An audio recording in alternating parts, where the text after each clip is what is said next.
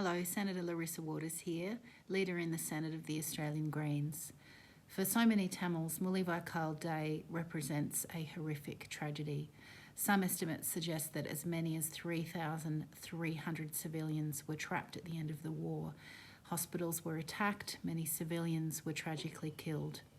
A UN-appointed panel estimates that 40,000 civilians lost their lives in those final months amid horrific shelling, attacks on prisoners and other human rights violations.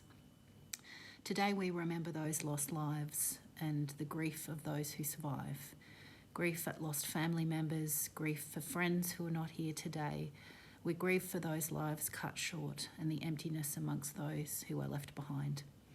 Here in Australia, we recognise and share the grief of the Tamil community at that tragic loss of life.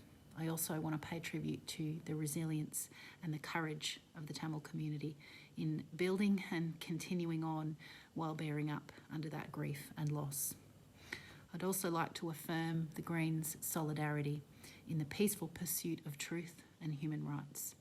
We've watched with concern the actions of the Sri Lankan government and my Greens Senate colleague and Foreign Affairs spokesperson, Senator Janet Rice, has spoken out in the Australian Parliament about the destruction of the Mullivaikkal Tamil Genocide Memorial Monument inside the premises of the Jaffna University. So to all members of the Tamil community, we hear you and we're incredibly concerned about what's been happening. We call upon the Sri Lankan government to protect the human rights of all its citizens rather than undermining them. And we have called on and we continue to call on the Australian government to advocate about this internationally. Thank you and goodbye from the Australian Greens.